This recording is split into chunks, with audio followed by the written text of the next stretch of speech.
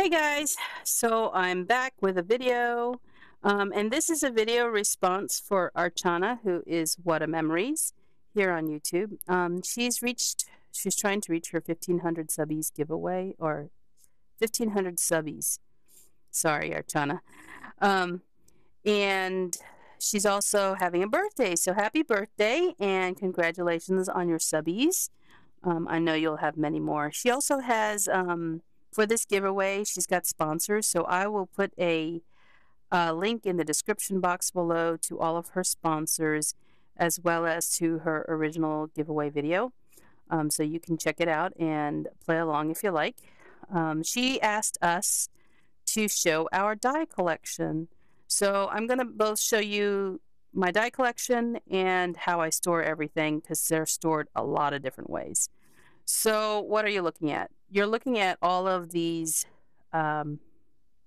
movers and shapers dies from Sizzix, and they're on a magnetic board, or they're on a steel board. I got this at IKEA pretty inexpensively, and I just hung it on these shelf legs that I have, because I have two shelves above this up here. And then I've shown this before in my craft room tour, I guess. And so this is my die cutting station. You can see my Big Shot Pro here. And it's just sitting on top of this dresser. So it's out all the time because it is rather large, and I like to use it if I can. And I had bought this it's actually a 5-piece revolving tower. You can put this whole thing together onto a Lazy Susan and it will spin around in circles. I took it apart so that I can stack up my dies this way, because there wasn't enough room for the tower in my craft room for all of the stuff that I have. So now I just use each of the individual components stacked up this way to store my Bigs dies. And this is not all of them. This is just a few of the dies that I have. So here are some of the smaller Bigs dies that I have.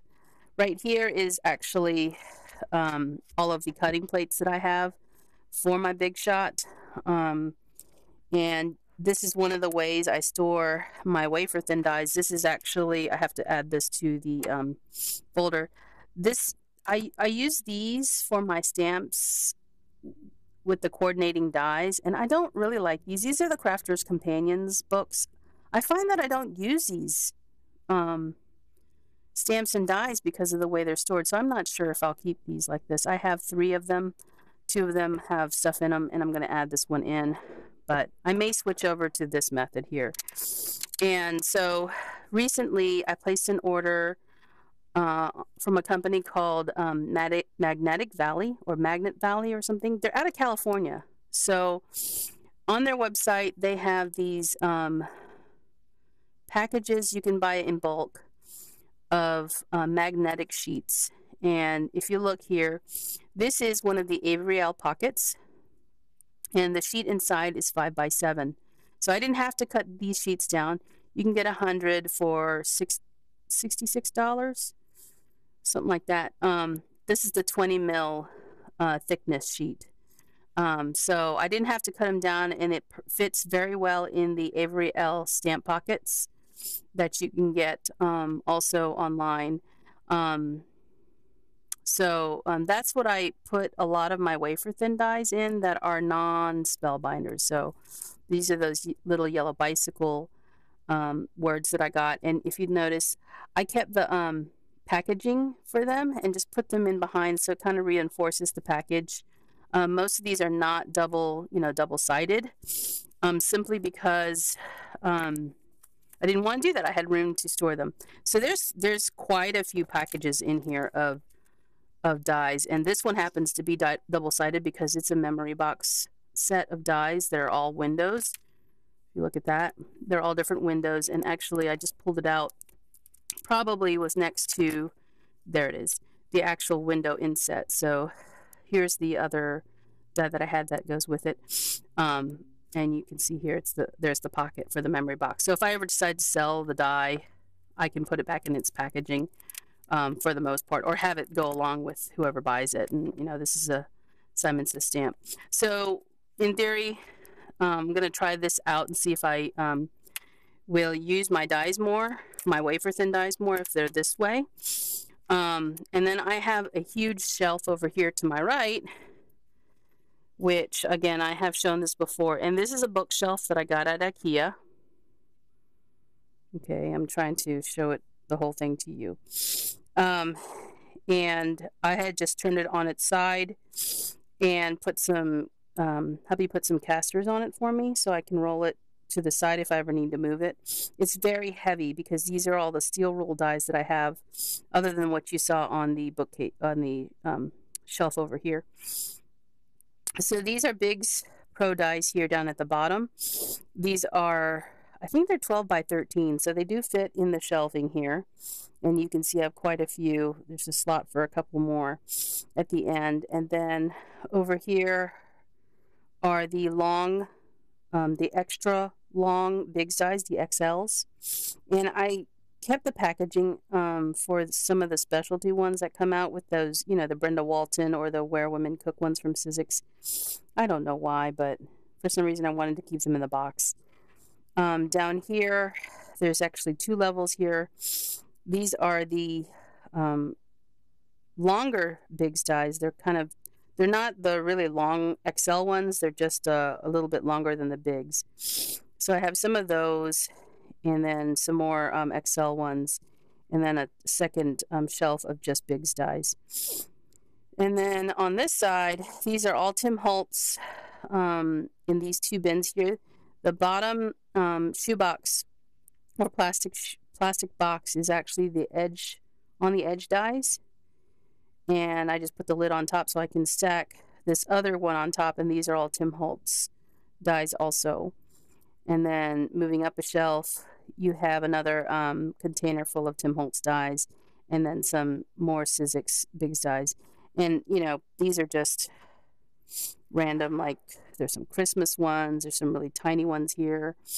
Oh, I didn't show you, let's see, down here, this is how I store my strip dies. And what is this? This is a Copic 72-piece box lid. You know, they come in these plastic containers. So since I wasn't using them to store my Copics, I put my edge, my strip dies in here, and they fit perfectly. And you can fit, as you can see, you can fit quite a lot in here. And I have 2 of them. I have them separated. These are just Sizzix ones, and the other ones are Tim Holtz ones. And then I have a little tiny box, which I'd gotten from the thrift store. It's like a little drawer. And these have those little, what do you call these, sizzlets? Tiny sizzlets ones. And then there's some vintage folders in here too. So this is a tiny box that I store them in. I didn't even bother to do anything to the box. So what else is here? My sewing machine. I just use this for paper crafting. I don't sew material on it. Then in here is 2 stacked bins. And actually, these are all of the movers and shapers, not movers and shapers, I guess you can call them that. They're the specialty dies for the pop-it-ups, or pop-up dies that Karen Bernison put out when she was with Sizzix. So that's what these are here. And then she also had coordinating sizzlets, as well as some movers and shapers dies that went along with her stuff. And then for some reason I just stuck 2 dies in here, or 4 dies in here. It's probably because I couldn't figure out where to put them.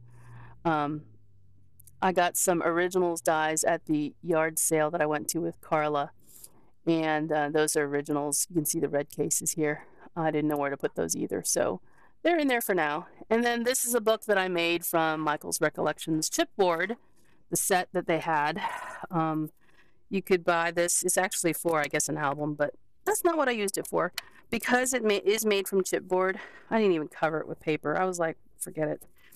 I used the 8.5 by 11 magnetic sheets. And this is actually got wafer thin dies in it.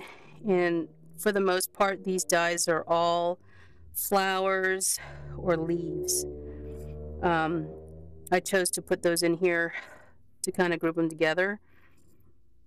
I won't go through them all, and they're by different makers. So flowers, leaves, nature kind of stuff. So that's what's in here, and it's not full. I do have some oversized dies in here that are from Lifestyle Crafts. They're at the back, and it's because they're these really long ones. They're longer than 8.5. No, longer than 11 inches. Sorry. So I just stuck them in here so they wouldn't get lost or messed up. So that's just a Michael's chipboard album.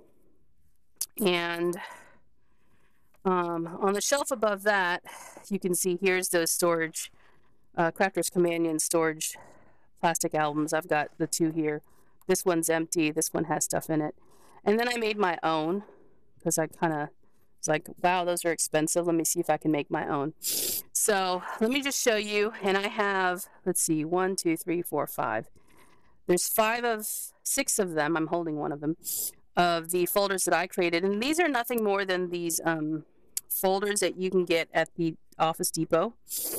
And I have sectioned out my Nestabilities dies and my Grand Nestabilities. And this one happens to be odd-shaped dies. So when I say odd-shaped, you can see this is not a circle or a square or a rectangle. So I put it in here, and you can see it's got both sets of the Grand Nestabilities and the regular Nestabilities. And excuse me if I'm sniffling and still got that cold. And I have yet to label them because that's a lot of work. I just got them in here. So these magnetic sheets I got at Oriental Trading. They are 12 pieces for $10. So, and all I did was put it on some chipboard that I got from Michael's, because Michael sells the medium weight chipboard. And you notice that these are just half sheet folders that go in here, and so they don't typically fall out. If you notice, they don't stick together. Everything is in its place, and I can store it upright, which is what I like to do with my dies. I don't like to store them flat like this and stack on top of each other. You notice I always got them like this so that the blade isn't got any pressure on it, you know, from the weight on top. So that is how I store my dies. And actually, the other question Archana has for us is, what is your favorite die? Oh my gosh, that's really hard. Actually, I know which one it is. My favorite dies, which I really haven't used a lot of, are my dies that I got from Anna Griffin. And those dies are in this binder. These are Cherry Lynn dies, I believe. Let's see if I can find them now. Maybe they're not in this doily binder. Nope, of course not. They are in this one, which I call backgrounds and frames. Sorry guys. So here's my Anna Griffin dies. They are so pretty. You know, you can experiment with your machine on how it should cut, but this is what I've found, and this is just a tip for anybody who doesn't already know this. I use the Lifestyle Crafts platform for my magnetic dies, for my wafer thin dies. So, you know, I just put it down here and it will stick. It doesn't move around. See? And it fits on here. I like this one over the Sizzix because it's longer. And I can fit more than one die on it if I want to cut 2 things at once. So this is what I use. I also will use sometimes this wax paper, and I just keep it in. Again, I'm just pulling it out of here. It's all together.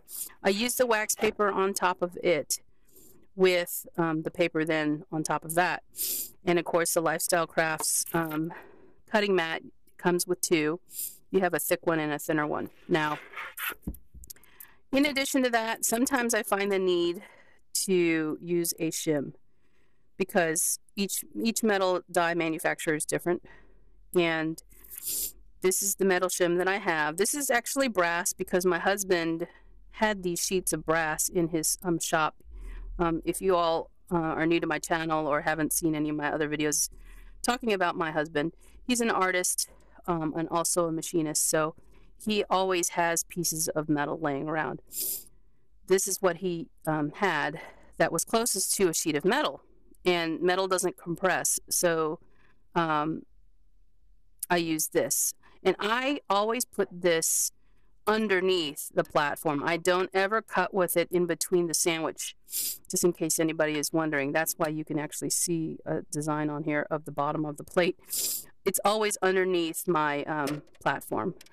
That's just how I prefer to do it. And I cut with the cutting side up. I know some people don't do it that way, but that's how I do it. And that will give me a clean cut, and it will also allow you to push out the little pieces much easier because everything will get cut through. Now, if you don't have access to somebody who has this kind of stuff, I've watched other videos. You can buy metal roof flashing at Home Depot, and it will come in smaller sheets. You know, it'll be, you know, probably about that long, probably long enough for your most platforms. Metal roof flashing, 10 pieces in a package, and it's like $10. You can buy these metal shims online at places that sell dies, but they'll charge you $10 for one. So, you know, go in with somebody and say, hey, we both need these, and you can split the package and you'll have many sheets. So that's the cheapest way to do it, I've heard. Like I said, I had my husband had these lying around, so I actually have 2 of these in case my other one of them gets messed up, which it shouldn't. It's metal. So that's what I use for my cutting, and that's my favorite dies, the Anna Griffin ones from Provocraft. I think these are from Provocraft. I don't know who makes them for her. And you can see there's more dies back here. I actually had bought some of the seed packets. They call them seed packets. They're from Sizzix, and I have a couple of extra ones. But some of the dies don't come, you know, like these dies. These are actually like on, it's a Sizzlet, but it's a large Sizzlet. You see how big that is? The seed packets will fit those that they sell. And some dies even come in these large ones. These are the new Stephanie Bernard flippets, or what do you call these things? I don't know what they're called. Fancy flippets. And these are not on magnetic sheets. I should put them on them because I don't like this. I don't like how they're in here like this, so I'm going to put these on a sheet now that I think about it. I just hadn't gotten to it yet. And then you can see some old packaging back here. I just like to have it because it's a nice to have, when, especially when you don't remember what the who made it. So I just stick that in with the pocket. And you can see some of these Brenda Walton ones are still in their original ones too. So that's how I store my dies. That's my die collection. It's quite a bit. I don't use them enough. Funny enough, my Cricut is right next to me. This is basically my cutting station.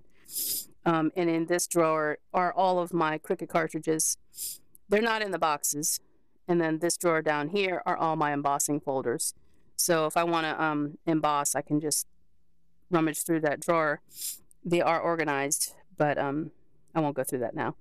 So thanks for watching, and I will talk to you soon. Bye.